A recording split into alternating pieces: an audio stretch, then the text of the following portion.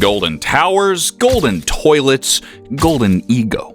Donald Trump built his empire on gold everything, and now, somehow, he is ruling America once again.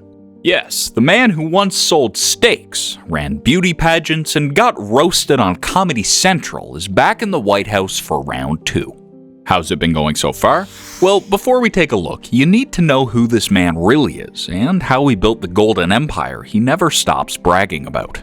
Trump's golden life. Before reality TV politics, Donald Trump was just a New York kid born into money. His father, Fred Trump, was already a millionaire real estate developer. So no, Trump didn't start from nothing. He started with a trust fund, private schools, and a whole lot of confidence. Or ego. Depends on how you see it. In the 1970s, Donald took over his dad's company and rebranded it as the Trump Organization. He didn't want to build apartments in Brooklyn like his father. He wanted the spotlight. So he marched into Manhattan and started putting his name on everything. Trump Tower, Trump Plaza, Trump this, Trump that. If it stood tall and it sparkled, he wanted it. And if it didn't sparkle, he made sure it did. Trump figured out pretty early on that selling an image is more powerful than selling a product, and he sold himself like a brand. His face was in tabloids, his name was on casinos, hotels, golf courses, and even bottled water and frozen steaks. Now, not all of it worked. Actually, a lot of it failed. Trump declared bankruptcy 6 times, but somehow, every single time, he bounced back with a new plan, a new loan, or a new TV deal. In the 90s, though, his empire took a nosedive. Debt piled up, his casinos flopped, and he became a punchline in the business world. But Trump, being Trump, didn't quit. He just leaned into the drama and doubled down on fame. And that's how we get to The Apprentice, which is the reality show that made him famous. For over a decade, he pointed at people and said, "You're fired." You're fired. Oh my god. While pretending to be the world's toughest boss. Behind the scenes, it was mostly a performance. But it worked. Millions of people bought the image. Trump as a billionaire genius. Whether it was true or not didn't matter. The image stuck with everyone. He also got pretty creative with his money. Let's just say Trump has always walked a fine line between business and loophole. Tax breaks, offshore deals, shell companies, you name it. He has probably used it. Some call it smart, others call it shady. Either way, he played the system hard. And then, out of nowhere, he ran for president. Most people laughed at first, but he knew how to work the media better than any politician. He turned every interview into a headline and every scandal into airtime. It didn't matter if it made sense. What mattered was that people were watching. And in 2016, he shocked the world by actually winning. And that was just the beginning. The first chance.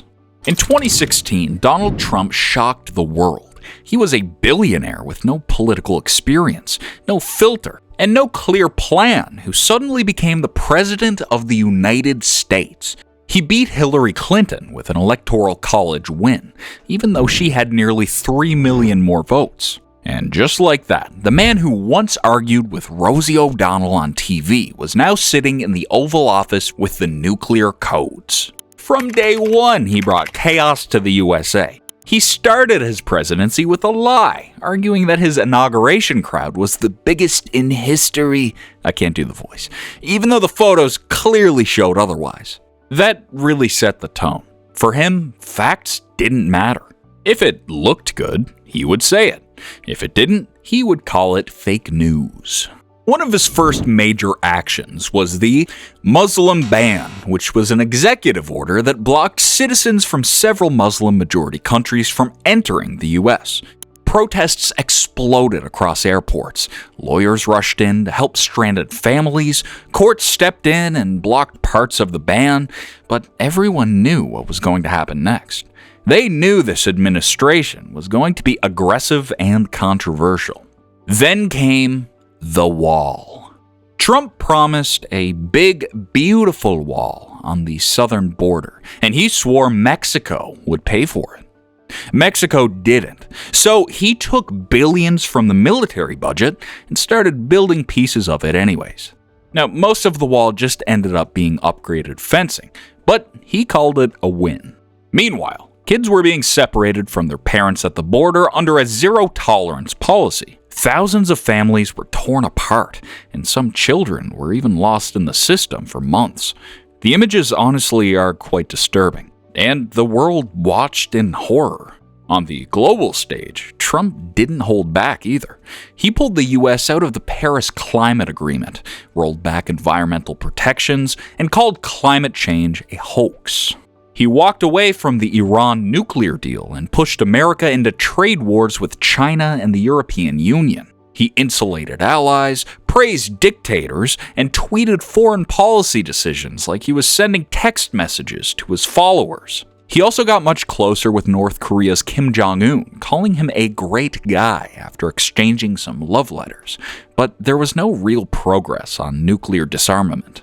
He also praised Vladimir Putin, even standing next to him in Helsinki and taking his word over the US intelligence agencies on Russian election interference. That moment shocked even members of his own party. Back home, his administration became a revolving door. Officials were fired or resigned at record rates.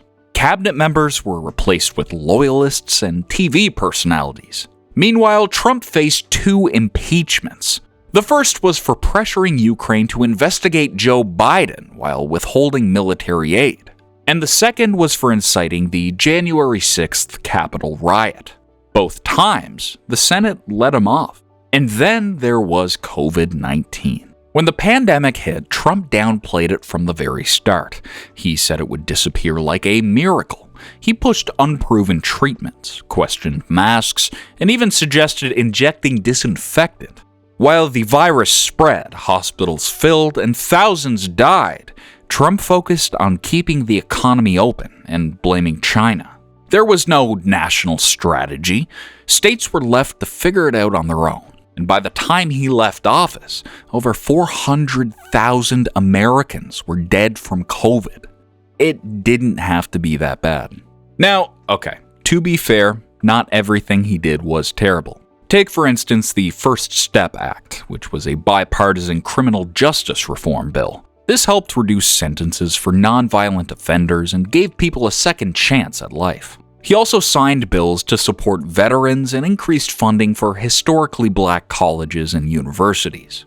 Also, the economy before the pandemic was strong. Unemployment hit historic lows, and stock markets were up. That being said, a lot of that was momentum from the Obama years, and much of the tax cut benefits went to corporations and the wealthy. Still, his base loved him. They saw him as a fighter who stood up to the establishment, said what others wouldn't, and told it like it was.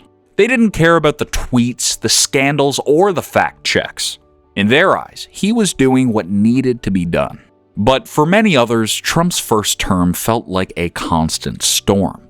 The lies, the division, the attacks on the press, the racism, and the chaos. Everything was just so exhausting. By the 2020 election, the country was kind of fed up.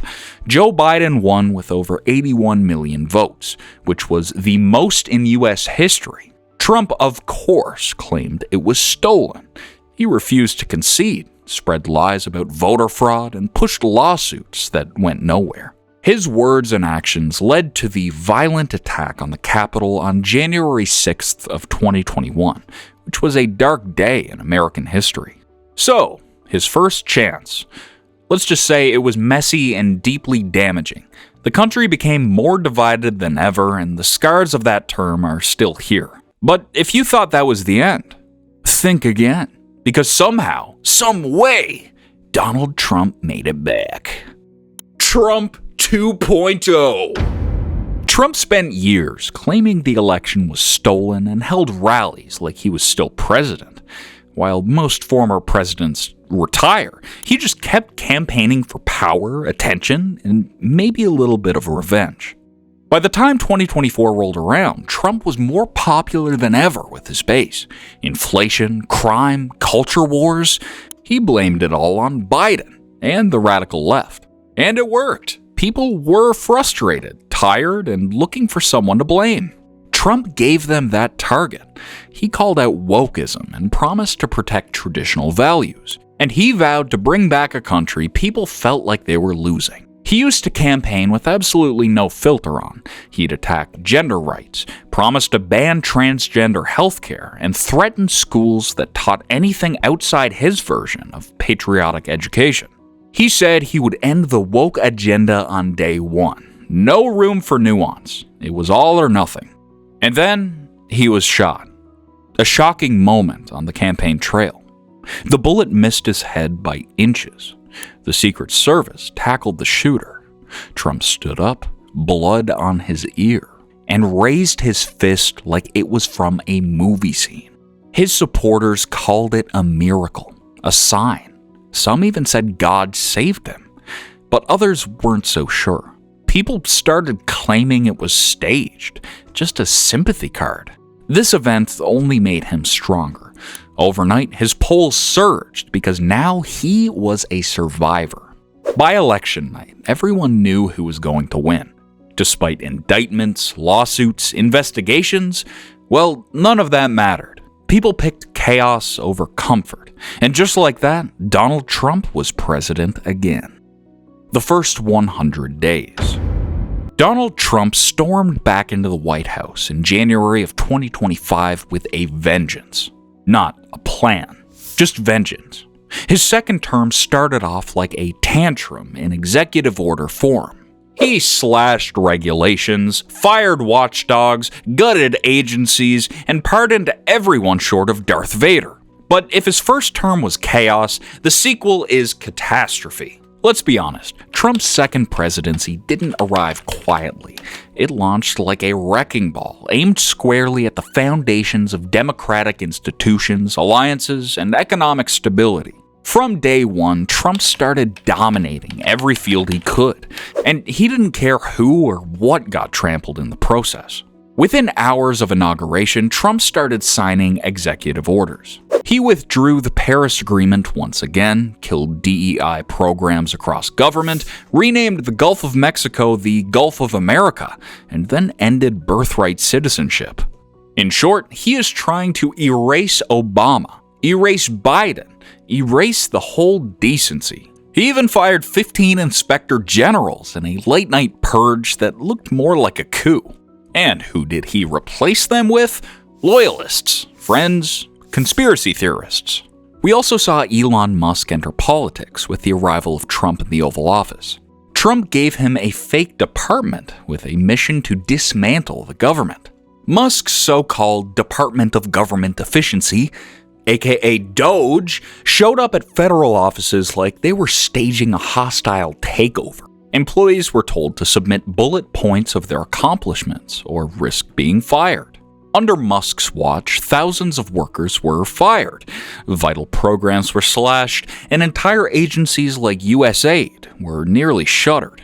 Foreign aid collapsed, vaccine programs stalled, climate research is gone now, scientists and experts were pushed out, but sure, let's trust the guy who calls cave rescuers pedophiles to restructure the federal workforce.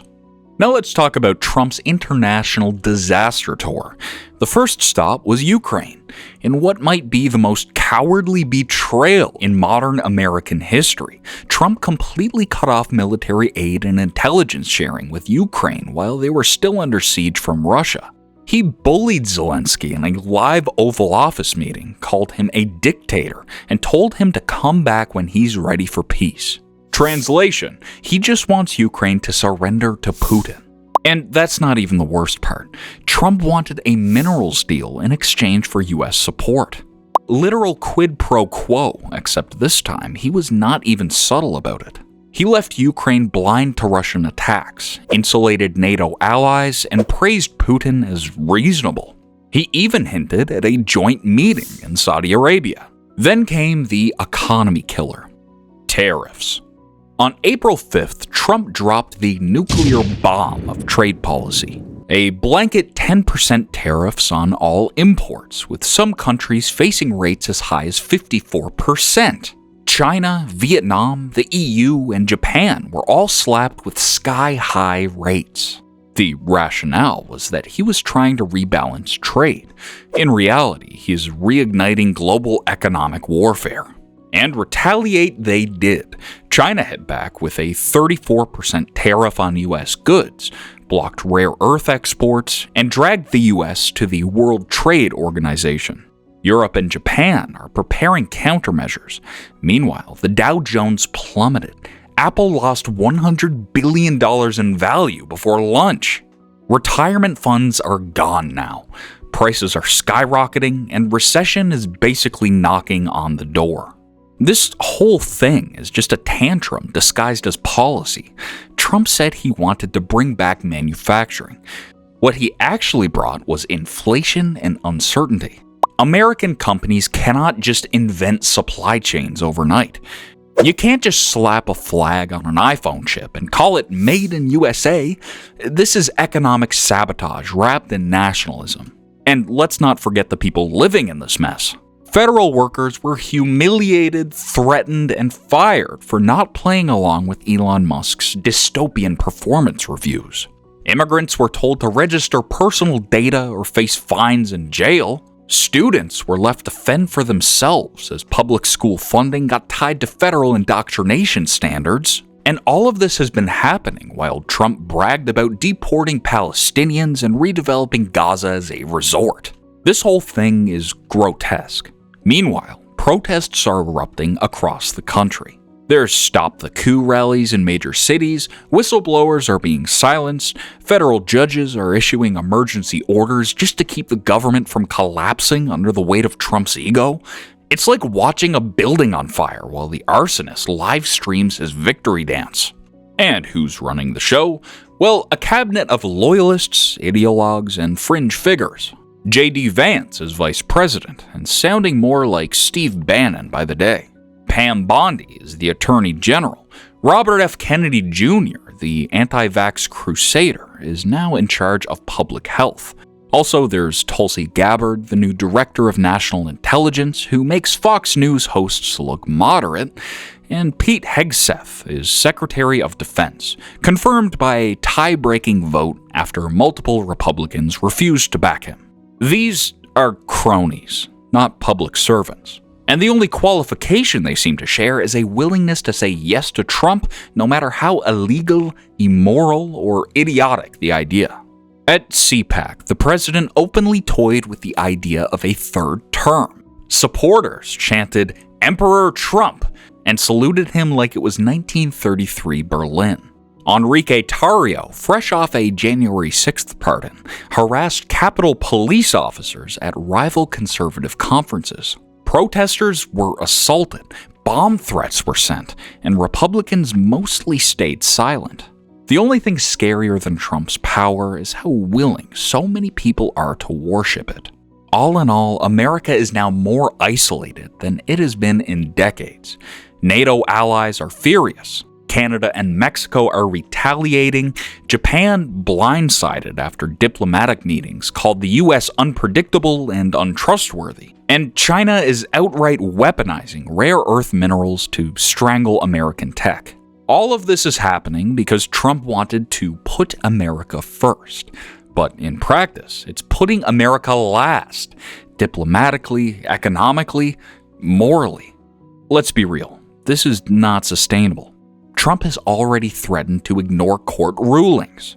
He has expanded presidential control over independent agencies. He has tried to fire whistleblower watchdogs and reassign ICE officials just to speed up deportations.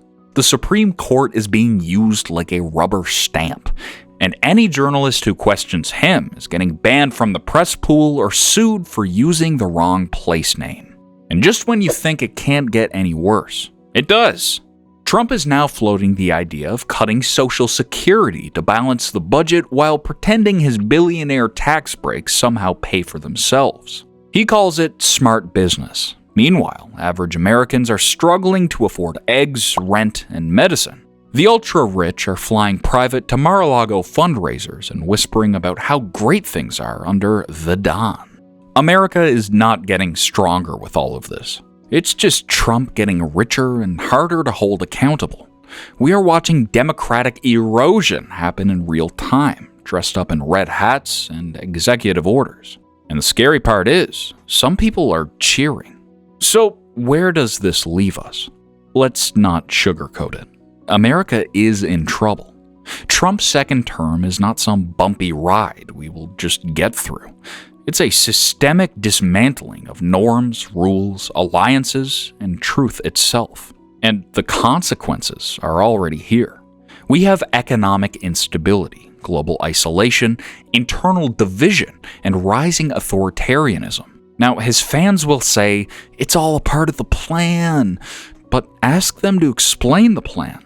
Ask them how tariffs that raise consumer prices are helping. Ask them why NATO allies are being punished while autocrats are being courted. Ask them what happens after the government is gutted and science is silenced. Because if this is the plan, it's lunacy, and America has darker days ahead of it. Now, tell me, what do you think? Is this really making America great again, or tearing it down brick by brick? Tell me in the comments below.